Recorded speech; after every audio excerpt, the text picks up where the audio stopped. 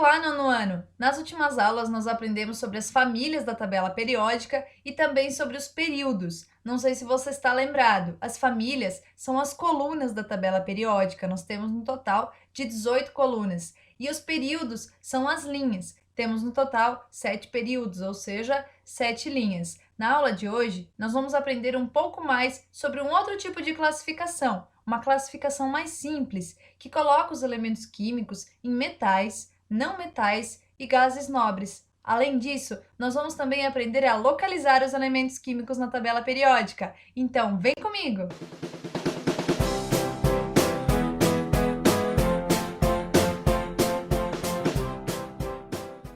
E eu vou começar a aula te mostrando essa classificação mais simples que eu te falei. Então, pega o livro didático, pega na página 35, lá onde tem a tabela periódica, e vai acompanhando comigo.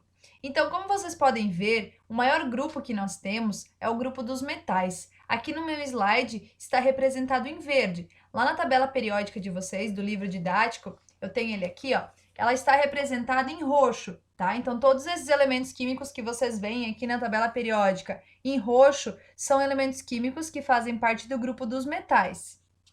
Os metais, eles possuem algumas características próprias. Eles apresentam brilho, são bons condutores de calor e também bons condutores de eletricidade. Eles são maleáveis, ou seja, são facilmente transformados em lâmina. Também têm boa ductibilidade, ou seja, podem ser transformados em fios. E além disso, praticamente todos eles possuem um estado sólido em temperatura e pressão ambiente, com exceção do mercúrio, que é líquido. O restante, todos eles ficam, então, no estado sólido. O próximo grupo que eu vou te mostrar é o dos não metais, ou também chamado de ametais. É esse grupo em amarelinho que você consegue ver aqui na minha tabela periódica. Aí, na sua tabela periódica, ele também aparece em amarelo, olha só. São esses elementos químicos aqui. Você pode perceber que é um grupo menor de elementos químicos que faz parte dos não metais. Nós temos como exemplo, então, que eu até coloquei aqui no slide para você, o nitrogênio, o oxigênio, o flúor, o cloro, são bons exemplos de não metais. O que difere dos metais para os não metais são as características. Os não metais é o inverso dos metais, então eles não possuem brilho, eles não são bons condutores de calor e eletricidade, eles não são maleáveis, então eles têm, né, características opostas às dos metais.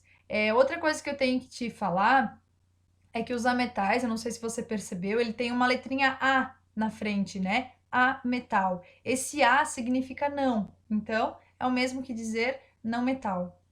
Temos também o grupo dos gases nobres. Na minha figura aqui do slide, eles estão representados na cor vermelha. Então, são esses elementos químicos que tem na cor vermelha. Na sua tabela periódica do livro, você pode verificar que ele está representado na cor azul. Então, são esses elementos aqui. Garanto que você já ouviu falar em alguns desses nomes, olha só. Temos o hélio, o neônio, o argônio, o criptônio, o xenônio. Então, todos esses gases nobres, eles têm um certo percentual na nossa atmosfera. Então, nós podemos encontrar eles na nossa atmosfera. Até coloquei de exemplo aqui no slide para você do gás hélio, né? Que às vezes é utilizado para encher balão. E também aqui o exemplo do gás do neônio, que é utilizado na iluminação, nesse tipo de lâmpada aqui que garanto que você já deve ter visto por aí. E temos também o hidrogênio. Eu não sei se você percebeu, mas ali na sua tabela periódica ele está representado de uma cor diferente, ó. Ele está representado pela cor laranja, né? E por que que isso acontece? Porque ele não faz parte de nenhum desses grupos. Ele é um caso à parte, um caso isolado, podemos assim dizer. Ele possui propriedades e características que são comuns a mais de um grupo. Então, por isso, ele fica separado e ele não faz parte de nenhum grupo, então. Agora vamos para outra parte da nossa aula. Agora nós vamos aprender a como localizar os elementos químicos dentro da tabela periódica. A tabela periódica, ela não serve para a gente decorar ela não serve para decorar, e sim para a gente saber identificar os elementos químicos ali dentro. Então, vamos lá que eu vou te ensinar a fazer a localização. A tabela periódica é como se fosse um plano, e para nós localizarmos alguma coisa dentro de um plano, nós precisamos das coordenadas. As nossas coordenadas aqui vão ser as famílias da tabela periódica, que são as colunas, e vão ser os períodos, que são as linhas, tá? Então, presta atenção.